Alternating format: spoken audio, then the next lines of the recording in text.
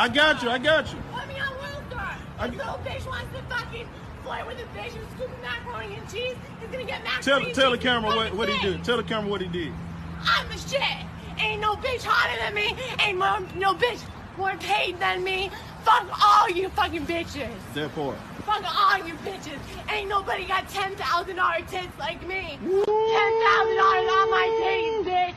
Oh my God, he left me.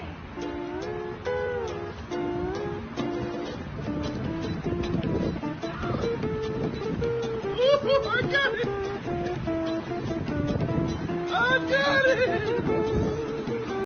Well, we gotta love this here. This is a moment we've been waiting for quite some time. He is down on one knee, and he is proposing. He's been waiting for this moment his whole entire life, Peter, and this is it. At center court at the Houston Rockets game. Now, she looks extremely overwhelmed. She takes a deep breath. I don't know what the fuck she is waiting for. And this is not a good fucking sign. She's leaning in. And she is telling him basically to go fuck himself. She is not going to marry him. And oh, look at this. She is gone. And the crowd is now devastated. And she's walking off the court. This is horrifying. Probably the most embarrassing moment. She's fucking sprinting out of here. See? And like my mom always said, you know, save my money, spend his. So, you know. Hi. I'm calling because before the break we were talking about women and alimony and how you don't think they deserve half of everything. Not a chance. Of course they don't. Okay. Oh, hell yeah, they do. And I'll tell you why. Because before I got married, I was making good money. I gave up my career to stay home, take care of a house, have 4 children. No one forced you to do that, right? Well, that's what marriage is about. You wanted to have children, so you knew what you were getting into. Don't play the, oh, I had to quit my career card. And he was making more money, so someone's got to do it. Oh, so he was making more money than you, so he had a better job than you. But you're still entitled to half of everything that he earned, even though you earned less than he did when you were working. Right now, who's to say right now if I would have stayed working, I wouldn't be making more money? And you know what? When I'm next month sitting on the beach in Nevis at the Four Seasons with my husband, I can just sit around and laugh at you that you're back there working every morning on this shitty job. At least I have a job. You don't even have a job. Oh, I take care of children. If you weren't sucking on the teeth of your husband, you'd be a washed-up old hag that couldn't do anything. I just moved back here to Cleveland and listened to your show, and I'm so embarrassed for you. You're just so... You're embarrassed for me. Honey, have you heard yourself? I have to get you off the phone before I commit suicide. It wouldn't last. It wouldn't last. What wouldn't last? Well, you're a show in a big city. I've lasted here 10 years. 10 years. I've been number one, you dirty, rotten bitch. Believe me, whatever I do better than you, and I do better than your stupid-ass husband. Whatever the hell he does, I'm more successful at this than he is at whatever he does. You loser. You loser. And believe me, every single chick I've dated is better looking than you, you fat-ass old wench. Could you imagine living with this woman? Your little cronies that you're paying for stick up. They haven't said one word. I've been able to verbally destroy you myself, you stupid slut. Money not to hear this woman again. You know you're sitting back there and you're paying people to say what you believe. I don't have to believe me. The whole city's listening. I'm not paying one of them, and they all agree with me that you're the most annoying broad we've heard in the past 5 years. Of course they agree with you. You're right. You're 100% right. You're always right. Oh, look, even she can be trained. She's figured it out. All right, get out of here, you dumbass bitch. Sure. If you were married to that, that's cheating material right there. Dieter, is he cheating on his wife? 100%. Charlie cheating on the wife? 100%. Dumb cheating on the wife? No doubt in my mind. In the perfect scenario, you don't think that people can be in love?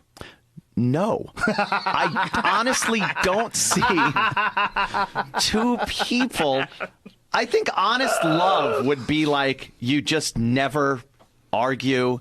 You agree with everything. There's never a snooty, snippy moment. So it just doesn't exist.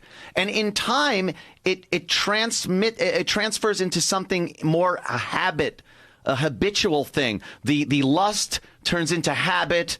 And the fascination turns into comfort zone, and then you're just together. and you continue to be together. And you don't even know about love anymore. You're not coming home every day. You're not at the office going, fuck, I want to be with her. God, when you first get together, you're like, I can't even work. I love this girl. I want to be with her. I want to fucking smell her hair and kiss her and hug her. And then you got to leave and you go into the store for 10 minutes and it's, sweetie, oh, I love you. Oh, I wish I didn't have to go. Come with me. Come to the store. It's just fucking crazy. 20 years of marriage and you're still doing that bullshit. And you still love the person? No. You're now in a habitual relationship. I honestly believe this. You just fucking pissed all over everybody's parade. There's a bunch of people at work right now listening to this going like this. Fuck. Am I in love? Well, you definitely don't get the newness, but you can still have a great relationship. But what is that? It's not love? But the falling in love part is the newness. Well, you know what the newness is. The newness is a hormonal rush to make babies, and you're supposed to fuck during that time. Yes. Yeah, that's why. To me, the thing about marriage is I can't believe how often it happens. I mean, I like the idea of it, but I can't believe that many people are meeting people that they want to see every single day, every day, every day, every day, every day. That should happen like 3 or 4 times, in the whole century. Like any major investment, you have to sign a marriage contract. Here's your person. If you're a man, the bride's family pays for the wedding. That's like getting cash back. Till death do us part, that's the extended warranty program. Then you give you the ring, that's the keys. You slide it on, start them up. But you got to try and make it work, because remember, your value drops 20% the minute you drive each other off the lot. Society teaches men, often savagely, that if mama ain't happy, ain't nobody happy. Women frequently reinforce that aphorism as though it were a God-given right. That's not a shot at women, though. As with every other socio-sexual malady in modern times, it is a product of men and women working cooperatively. The men's movement offers an honest, if sometimes brutal, critique of both sexes. But unlike feminism, our answers don't come from demonizing half the population, while we concoct outlandish theories about why we're not responsible for our own shortcomings and our own decisions. Most of us understand that true victims are rare. Most of our problems are of our own making. Most of our answers are in the mirror, and that is where this movement becomes highly personal. Think about it. See, why would a guy leave his woman and his kid? It means that there's something seriously wrong with the woman, or there's something seriously wrong with the guy. If there's something seriously wrong with the woman, then you don't want to be with her. If the guy is a complete asshole, then the issue becomes, why was she with him? You see my point? So either outcome, it speaks extremely ill of the woman. I mean, either she had she didn't have her eyes open, and she was such a fool that she went with a complete asshole who, as soon as she got pregnant, he left her. Or she herself is such a piece of work that the guy just couldn't stand her, and he left. See? So either reason is a very bad reason, okay?